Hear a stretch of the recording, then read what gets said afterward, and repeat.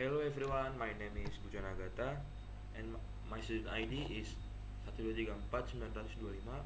I'm from Instrumentation and Automation Engineering 2023. Today I will do the assignment of class pneumatic and hydraulic. So this is the assignment. Make a video 20 minutes with face explaining the ladder PLC in trainer board PLC English. So first we will use JXP programmer. Open this one, new device CP1L. Okay, after this open, today I will explain PLC ladder diagram program created in JX Programmer. This program demonstrates a simple start and stop control system with a timer. We will go through each part of the circuit, understand the logic, and then see how the timer is applied to control the output after a delay. Okay. First I will make this no. On the command set on. Okay, take this no, 0,01. Now the command we will make off.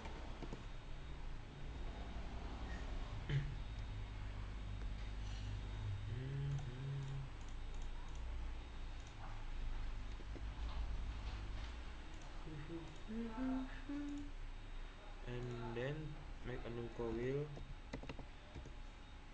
edit command.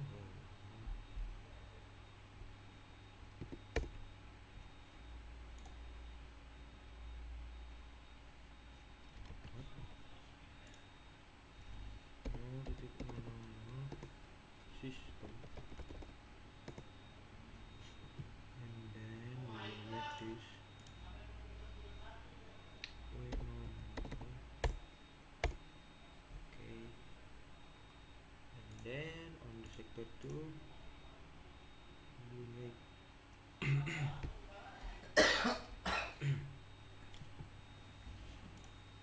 name it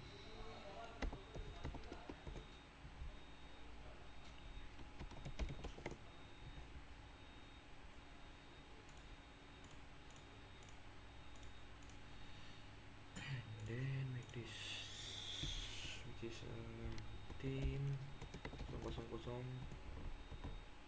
It's on the command is timer.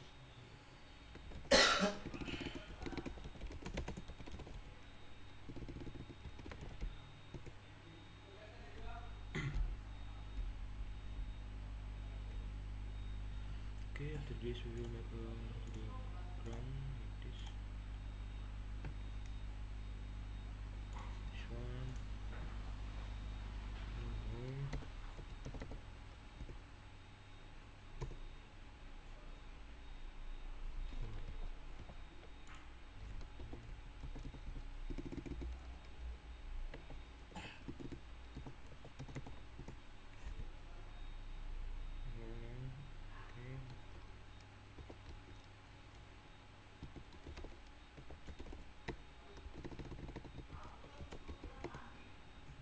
System, and then in this we will make the okay.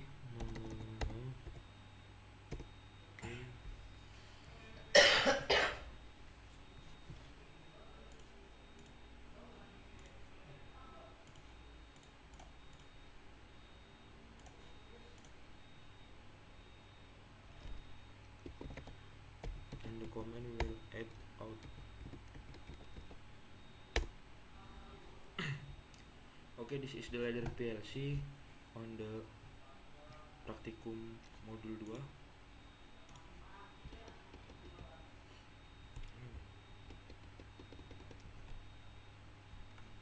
final design is like this. On first we have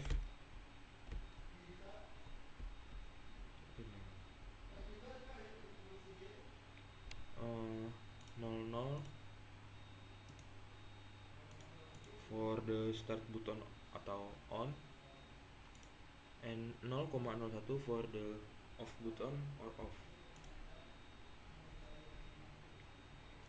Where 00 is used as the enabling condition for the timer in the next thing. This is a classic start or stop latch circuit. Okay, and this one E002 is a limit switch. This one is a timer.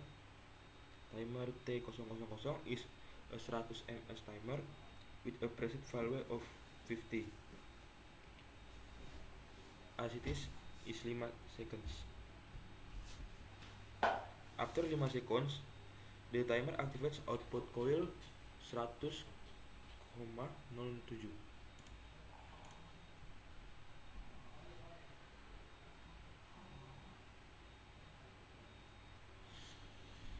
Let us begin with the first rung of the ladder diagram.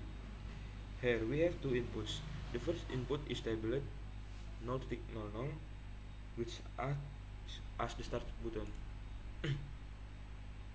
The second input is labeled 0,01, which acts as the stop button. When I press the start button, the coil W00 is energized. This coil is also connected back in parallel with the start input, create what we call a latching circuit. This means that once I press the start button, the output remains on, even if I release the button. The only way to stop the circuit is by pressing the stop button, which breaks the circuit and turns off the coil. This is a very common logic used in industrial automation, especially in a motor start-stop operation. Now let us move on the second row.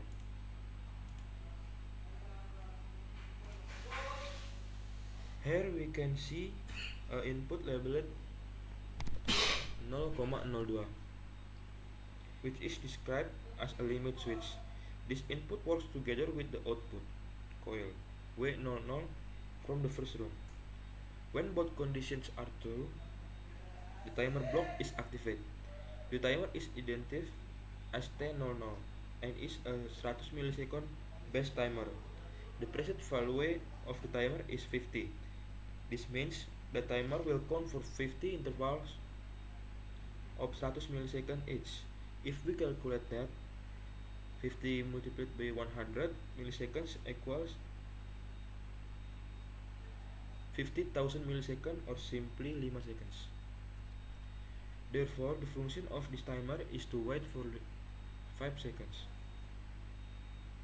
Once the limit switch and the latch output are on.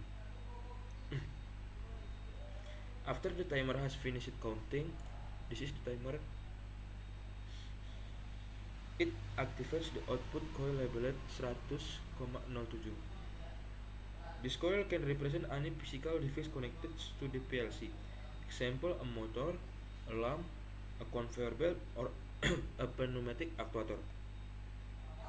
In this case, we simply call it out.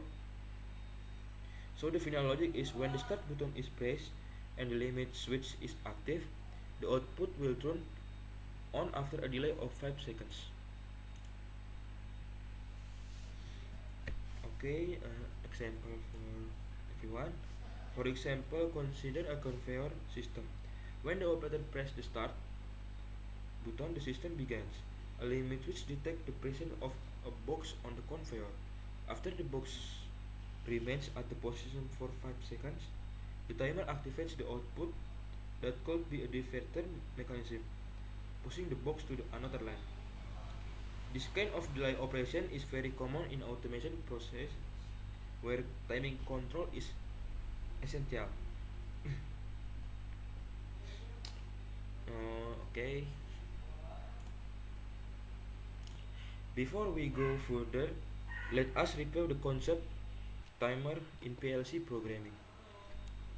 In a PLC, a timer is a software instruction that counts time when its input condition is true. There are different types of timer, but in this example, we are using a 100 millisecond based timer. There are two very common timer models. At the first, we have one delay timer. This timer waits for a specific period before turning on its output. Our example use this type.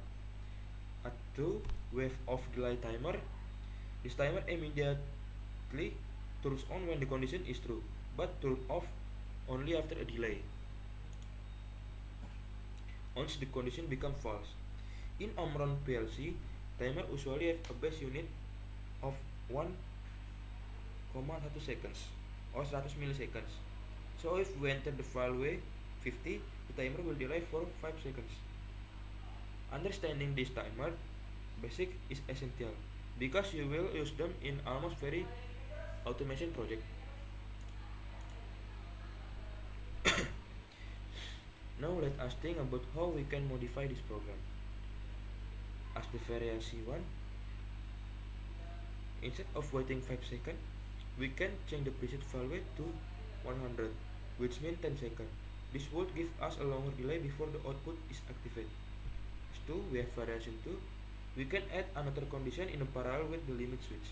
For example, a safety sensor or an emergency stop condition.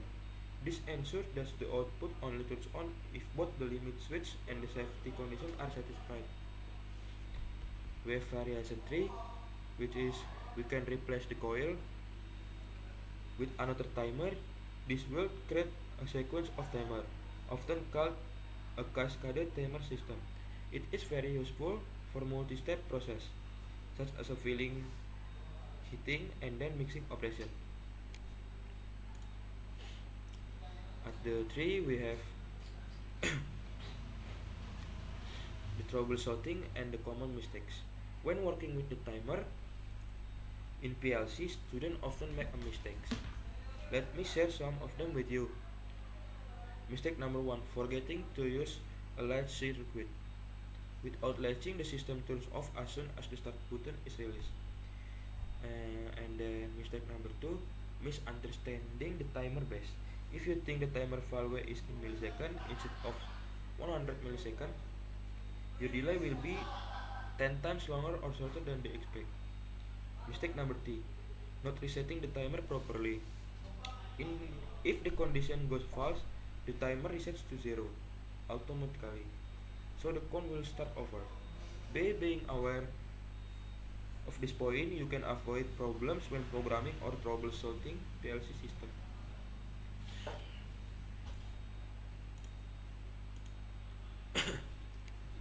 Finally, let us connect this program to the real industrial application. Timers are used everywhere in automation. In packaging machines, to delay the push of an actuator until a box is the correct position. In elevators, to wait before closing the door after the button is pressed. In a traffic light, where its signal must remain on for a specific duration before changing. In mixing tank, where a pump must run for 5 seconds to fill the tank with chemical. Our example may look simple, but the principle is exactly the same in large-scale system. This is why learning timers is so important for automation engineer.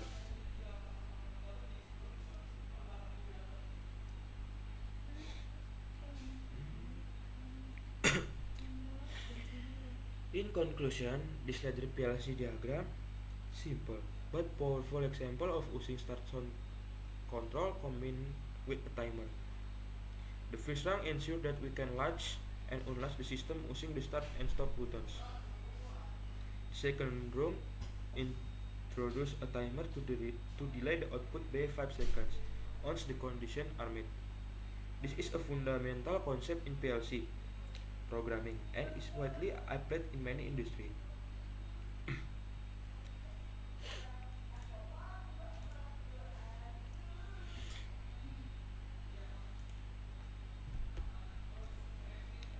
In summary,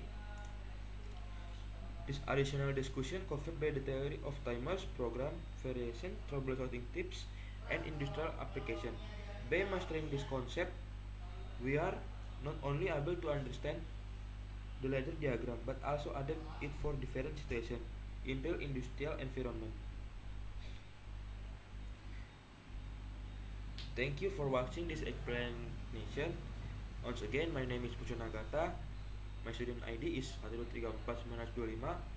I hope this video helped you understand how timer and large circuits works in ladder logic programming. Thank you for watching.